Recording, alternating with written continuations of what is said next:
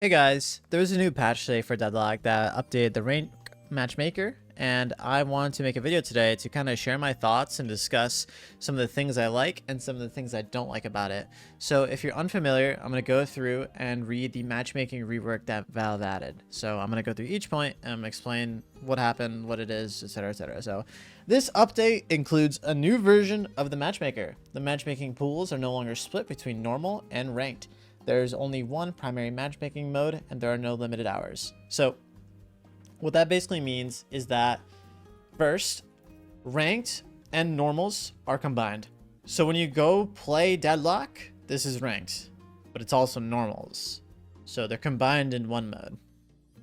And there is no more queue window, no more hours. You can play whenever you want, whether it's 5 a.m., 5 p.m., 2 p.m., 2 a.m. Whenever you want to play, you can play ranked. So that's that change, and I'm going to give my criticisms once I'm done explaining them all. So the next change, badges will update immediately whenever you gain or lose enough MMR to change badges. You no longer have to wait a week or play a certain game count. There will be sometimes monthly global maintenance updates where we readjust the global curve based on the population, cheaters banned, recalculation adjustments, etc. So what that means is, for example, today, this is going to play into my criticisms. I went 7-1 with my 3-stack from my Deadlock team that I play on, and I went all the way from Eternus 3 to Eternus 5. So first, when it first came out, I was Eternus 1, then Eternus 3 because it updated, the patch came out, and then 3 to 5 in a singular day. So I climbed 5 medals in one day from playing trios.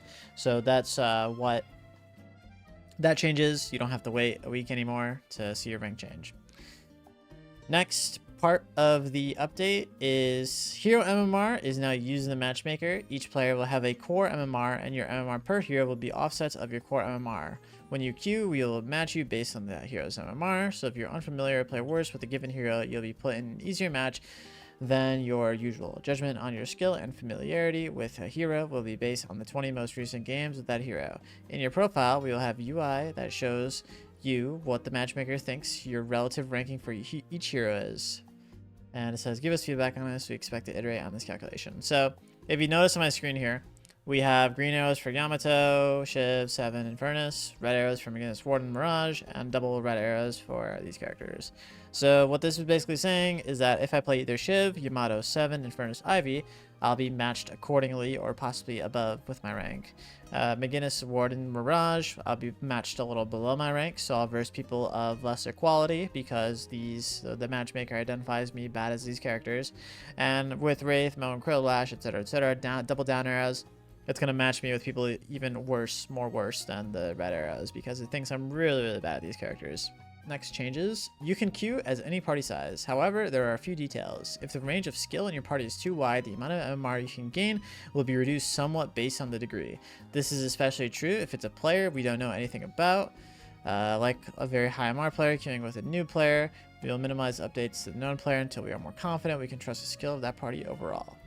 So what that's saying is party size are unlimited. You can do 6-stack, 2-stack, 3-stack, 4-stack, 5-stack, however many people you want to have in your queue, you can have. However, moving on to the next point, the previous limit on high MMR party sizes is increased from 2 to 3. This applies to Ascendant and above. This is the old limit we had on disallowing too many high MMR players to be in the same party together for matchmaking quality reasons.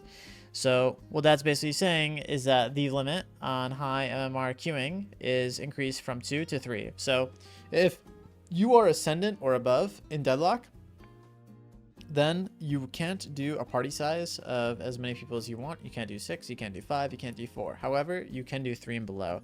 So to reiterate, kind of go back to these games. Here I was queuing myself, Average Joe, Saya. Myself, Average Joe, Saya. And that's because we're all above Ascendant 1, we're all Eternus, so we can only do matchmakings of 3. We would play with our whole team if we could, but we couldn't. So, now, there is one final change. Given the updated no-hour limits, if we think a match is bad quality, we will weigh the match less heavily towards a rank update relative to what we would do with an average quality match. So what that's basically saying is that if, you know, not a lot of people are on and the matchmaker has to like put you in a Phantom lobby or like some kind of Oracle lobby and you're Eternus, the matchmaker won't weigh that game that heavily because it is such a, you know, hard to, it's so late, the match quality is bad.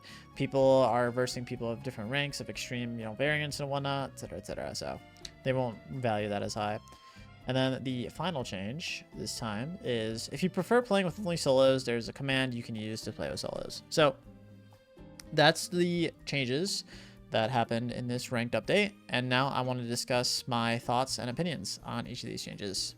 So we're going to go by the order in which I discussed each change. So the first change where they include a new version of the matchmaker where it no longer splits between normals and ranked. I think this is really bad for one of two reasons. For the first reason, I think that the player, when they go to Deadlock, right, and they queue in, right, they play Deadlock, play a standard match against other players. This doesn't really give an in-depth explanation of what you're actually queuing into. I don't know this is ranked. If I was a new player, I wouldn't know that this is actually going to affect my MMR. I don't know any of this. So I don't know that this is a ranked mode. And I think it's very weird for new players to go straight into a mode that includes your ranked. Like if you're first timing Deadlock and you play this mode, right, you probably want to first figure out how to play the game. And I guess you can do that against bots or sandbox mode or private bots, but you probably want to do it with friends or like a normal match of Deadlock. But unfortunately, you can't have normal matches of Deadlock anymore because ranked and normals are combined into one. So let's say you're new to the game and you're playing with a very high MMR player, you don't want to do that in normals if you're new, right? I think that's really bad. And also, there is no casual mode for Deadlock. This is my second reason. So usually how I like to play my Deadlock is I like to have a mode where I try hard in my games, ranked, I warm up in the casuals, chill in the casuals, so get what's going on, get warmed up. But now we don't have that anymore. Now the casuals is ranked and ranked is casuals. So this is the only mode that exists if you want to, play with other people and warm up against them. It's ranked.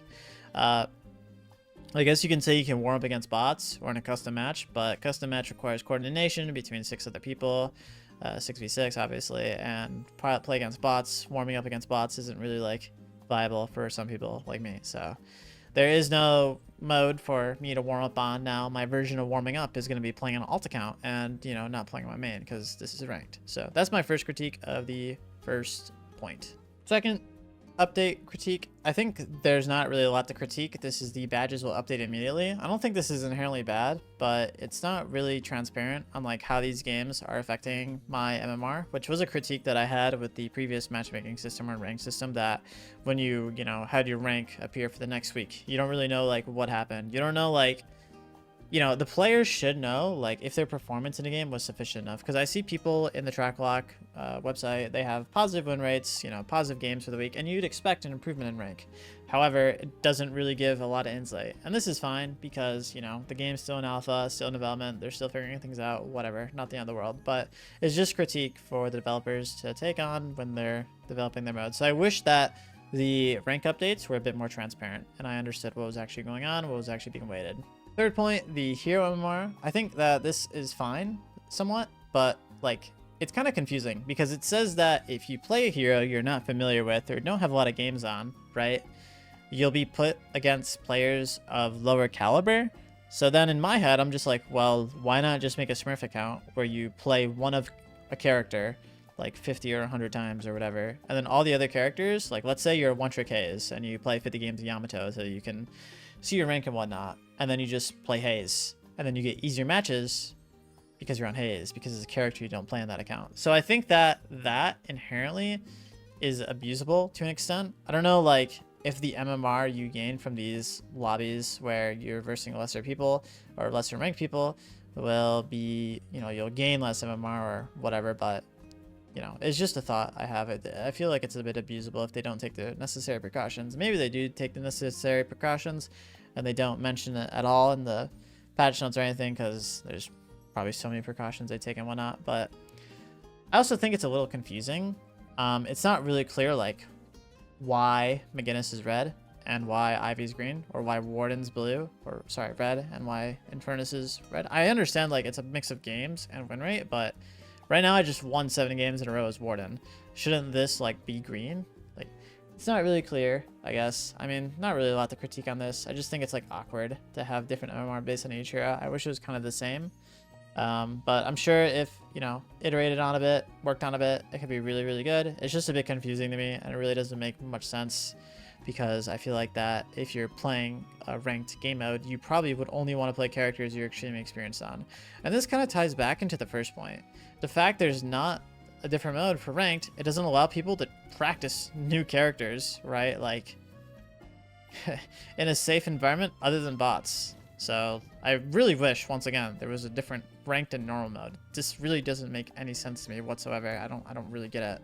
And the party sizes, I'm gonna be straight up, I'm gonna be fully honest. I played 7 games today, and well, 8 games, and I lost 1 game, which was probably the most. It's kind of funny when you like look at this game, right? Like we have the fucking LeBron James Avengers, and we lose this game, but then these 7 games we just win. I mean, that's besides the point, but the point is that we're 3 stacking, and the amount of coordination you can have in Deadlock with the 3 stack and the amount of things you can do is just insane. It's not legal. It's not okay. It is unfair, truly. Like, we made people rage quit early on in the game because of how coordinated our 3 stack is and how much control we have over the game.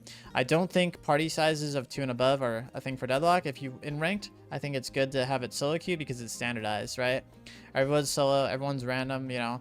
It's kind of unfair when you're versing like fucking Faker and Faker's little brother in solo queue, you know? It's not fair for people that are, you know, like, I don't know. It's just not fair in my opinion, the duo queue and the trio queue.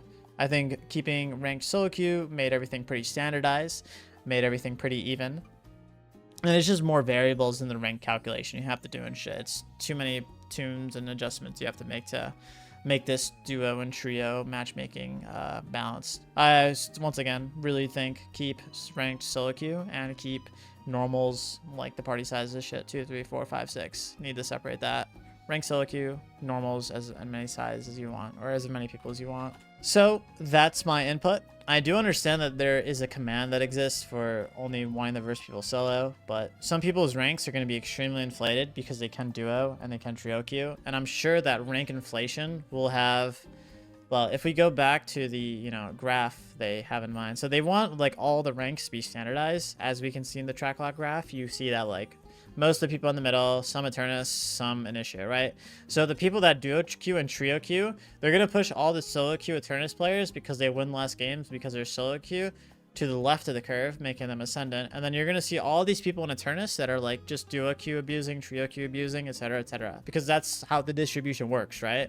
You can only have so many people at the top, and I'm sure that's based on performance. People that duo queue, trio queue are just going to perform extremely better and extraordinarily better than anyone that solo queues. You're just going to win overall more games, and this is like literally proof here. Like, we literally just won 7 games in a row, and we are like not a professional Deadlock team, but we are 3 people that like play with each other a lot, and we have a lot of coordination. We could do VOD reviews. This is just unfair to have these 3 players that have played on a team against, like, you know, other players and whatnot. So once again, these are my thoughts. I'm curious on your guys' thoughts, and yeah, so much love, guys. Appreciate you guys, and I'll see you guys in the next one.